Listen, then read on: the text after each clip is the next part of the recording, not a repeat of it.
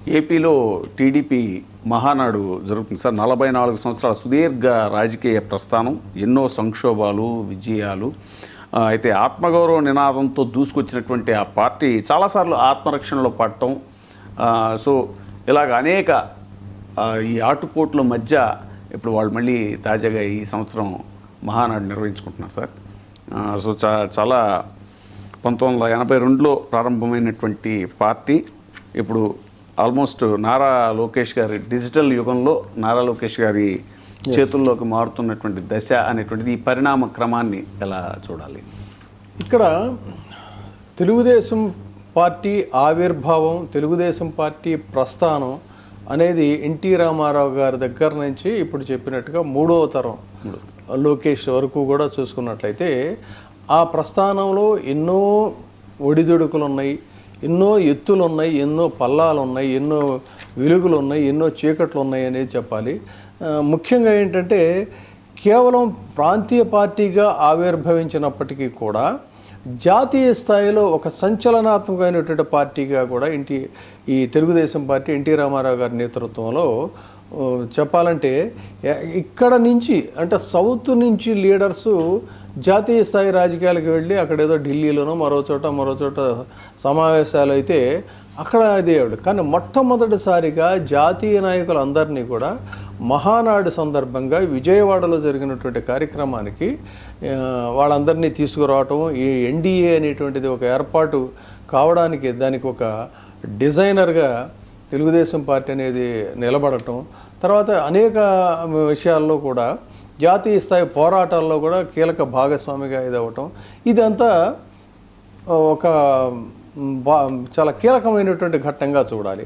ఇక విజయాలు, వివాదాలు తెలుగు రాజకీయాల్లో చూసుకున్నట్లయితే ఒక భావోద్వేగం, ఒక ప్రాంతీయ ఆత్మగౌరవ ఉద్యమం, ఒక కుటుంబ కథ, ఒక రాజకీయ ప్రయోగశాల, ఇవన్నీ కలగలిసి చెప్పుకోవాలంటే తెలుగుదేశం పార్టీ 1982 నుంచి మొదలైతే రామారావు గారి ప్రయాణం అనేటువంటిది ఇప్పటి డిజిటల్ యుగంలో చెప్తున్నటువంటి నారా లోకేష్ తను చెబుతున్నటువంటి వీటితో చూసుకున్నట్టయితే ఒక ప్రజా అలజడి ఉంది. అందులో అత్యంత వివాదాస్పదమైనటువంటి అధికార పోరాటానికి సంబంధించినటువంటివి ఉన్నాయి. తర్వాత ఒకవైపు 82లో కాంగ్రెస్ ఆధిపత్యాన్ని సవాలు చేస్తూ నిలబడినటువంటి ఎన్టీ రామారావు గారిని ఒకప్పుడు జనాలు కీర్తించారు. తెలుగువాడి ఆత్మగౌరవం, ఢిల్లీ విధుల్లో ఈయన అవమానం మనకుందని అంటే దానికి స్పందించారు, ఆ భావోద్వేగాన్ని ప్రజల్లో రగిలించారు, రాజకీయాలకు ఒక కొత్త నిర్వచనం చెప్పారు. తర్వాత ప్రజా సంక్షేమ విషయాలకు వచ్చినట్టయితే కిలో బియ్యం 2 రూపాయలు అనేటువంటిది ఒక పెద్ద సంచలనం. జాతీయ స్థాయిలో చెప్పుకోవాలంటే మహిళల ఆస్తి, తర్వాత మహిళలకి ఆస్తిలో భాగస్వామ్యం ఇవ్వటం, తర్వాత గ్రామీణ వ్యవహారాలు, ప్రజలే నా దేవుళ్ళు అనేటువంటి ఒక అట్రాక్టివ్ ఒక నినాదం, ఇలాంటివన్నీ కూడా రామారావు గారిని ఒక గొప్ప స్థాయిలో నిలబెట్టాయి. రాజకీయ అనుభవం లేకపోయినా కూడా బ్రహ్మాండంగా చేశాడే అని అనిపించింది. మరి ఆయన మీద విమర్శలు లేవా అంటే ఆయన మీద కూడా విమర్శలు ఉన్నాయి. ఏమిటంటే అసలు రాజకీయాల్లో గతంలో ఎన్నడూ లేనటువంటి విధంగా, అంటే తమిళనాడులో ఉన్నమాట వాస్తవమే, కానీ వ్యక్తి పూజ, రాజకీయాల్లో వ్యక్తి పూజ అనేటువంటిది పెరిగింది. కుటుంబ ప్రభావం రాజకీయాల్లోకి వచ్చింది. ఎన్నడూ ఏ ఫ్యామిలీలో కూడా లేనంత స్థాయిలో ఎన్టీ రామారావు కుటుంబం రాజకీయాల్లోకి వచ్చినటువంటి పరిస్థితి. దాంతోనే భావోద్వేగాలు కూడా అంతే స్థాయిలో ఇదయ్యాయి.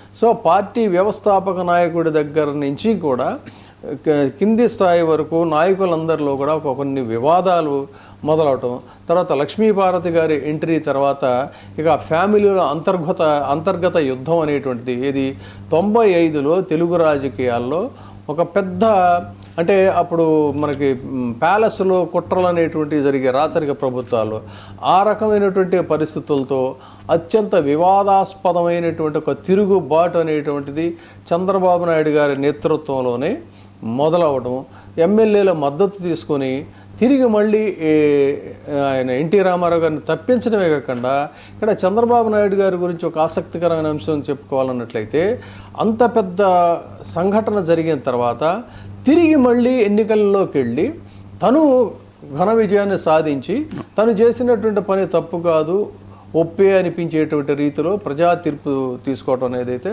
డెఫినెట్గా ఒక ఆసక్తికరమైనటువంటి అంశంగా చూడాలి.